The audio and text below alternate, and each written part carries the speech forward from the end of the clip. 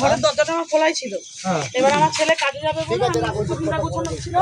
এবার এখান থেকে সব মানে কমল অধিকারী ছিল, কমল অধিকারী আর সুবোধ অধিকারী ছিল সামনের দিকে। কমল অধিকারীকে আমি পুরো পরিষ্কার দেখেছি, কমলের সামনে। আর টোটাল সমস্ত ছেলে মেয়ে সবাই ছিল,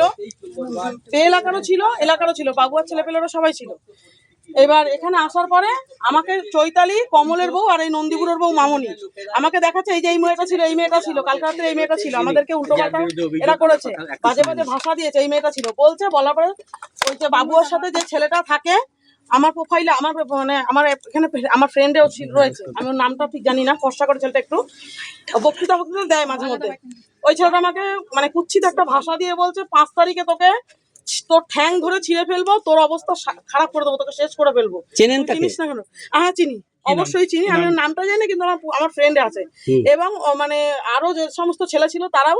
তারপরে এখান থেকে আমার বাড়ির এই অবধি চলে এসছে, ওরা এই অবধি ঢুকে যাচ্ছিল। তারপরে কিছু 2-4 জন ছেলে মানে সিনিয়র যারা, তারা এসে এরকম করে ঠেকিয়ে ওদেরকে ঝামেলা করবি না, এখন ঝামেলা করবি না। তারা কি এখানেই থাকে? হ্যাঁ এখানে থাকে অনেকে, আর অনেকে এই শরৎপল্লীতে থাকে, আর মানে বেশিরভাগ বাইরের ছেলে পেলে। বাইরের ছেলে? কেন আপনার উপরে আক্রমণ? কেন আমার উপরে আক্রমণ? আমি বিজেপিতে রয়েছি আগাগোড়াই, প্রদীপদা সুজিতদার সাথে রয়েছি। এবার আমরা এই রেলমন্ত্রী সভা, সেখানে যে রেলমন্ত্রী ছিল আমাদের জায়গার পাট্টা নিয়ে, সেজন্য কথা বলতে গেছিলাম। তারপরে দাদা আমাদের মিছিল নিয়ে আমাদের প্রচারে এসেছিল, আমি ওপেন হয়েছি। তারপরে যেহেতু আমি এখান থেকে মানে সবাইকে নিয়ে এসে করছি, কালকে আমাদের পাড়ার একটা ছেলেকে মারধর করেছে, আমাদের মহিলাদের গায়ের উপর হাত দিয়েছে, এই নিয়ে আমরা প্রতিবাদ করেছি, তাই জন্য আমার উপরে এরা এত রাগ। এর মূল এর নেতৃত্ব কে দিচ্ছে? এর নেতৃত্ব কমল অধিকারী, মানে চেয়ারম্যান? হ্যাঁ চেয়ারম্যান, সুবোধ কমল দুজনাই। এদের নেতৃত্ব ছাড়া এটা সম্ভব না।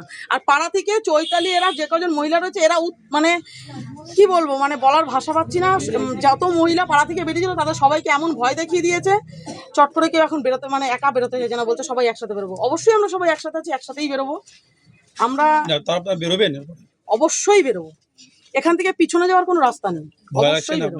হ্যাঁ ভয় করছে না? ভয় লাগছে না, ভয় লাগছে। আপনি যেভাবে অভিযোগ করছেন আপনার উপরে এত অত্যাচার হওয়ার, না ভয় লাগছে, হামলা হচ্ছে, না ভয় লাগছে না। ভয় করে কি করব বলুন?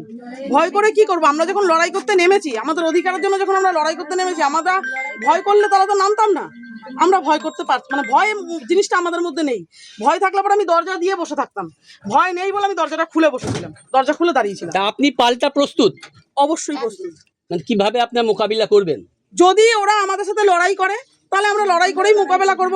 যদি ওরা আপোষে বলে, আপোষে মিটমাট করবে, আপোষে সরে যাবে, বা আপোষে ওদের মতন ওরা ওদের পার্টির প্রচার করবে, ওদের পার্টির কাজ করবে, আমাদের কোনো বাধা নেই। আমাদেরকেও আমাদের পার্টির কাজ করতেই হবে, আমাদেরকেও আমাদের মতন চলতেই হবে, আমাদের কোনো অসুবিধা নেই। কিন্তু যদি কালকে রাতে কি হামলা করেছিলেন? না, কোনো মতেই না। আমাদের উপরে অ্যাটাক হয়েছে, আমাদের ছেলের উপরে অ্যাটাক হয়েছে, আমাদের ছেলেকে মেরেছে। সেই জন্য মানে মহিলারা আমাদের ছেলের উপরে পুরো ঘিরে নিয়েছিল, যার কারণে আমরা ফোন পে আমরা ছুটে যাই, আমরা বাড়িতেই ছিলাম। এবার স্বাভাবিক সব মহিলা তো এক জায়গায় হতে পারে না ওই রাত্রির মধ্যে।